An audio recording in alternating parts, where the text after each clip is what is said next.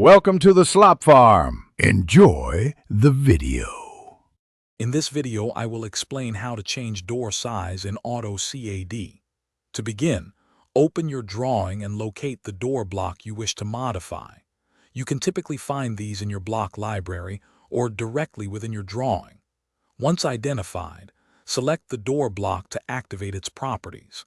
This initial step is crucial for accessing the necessary tools to adjust its dimensions accurately and efficiently.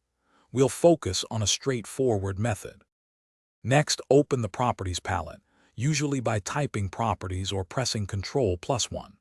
Within this palette, you will see various parameters for your selected door block.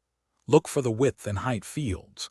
Simply input your desired new numerical values, for example, changing a width from 36 inches to 32 inches, or a height from 80 inches to 78 inches. Press Enter to apply these changes directly to the block. If your door block is a dynamic block, you have even more flexibility. Dynamic blocks often feature interactive grips that allow you to stretch or resize them visually. Select the block, and you'll see blue grips appear. Click and drag these grips to adjust the width or height to your exact specifications. This method is particularly useful for quick, on-the-fly adjustments, allowing you to visually scale the door to fit different opening sizes, such as a 28-inch or 30-inch width.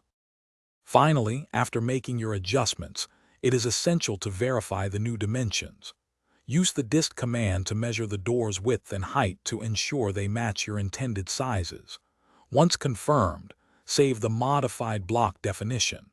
If you have multiple instances of this door block in your drawing, you will want to update them all to reflect these new dimensions, ensuring consistency throughout your project.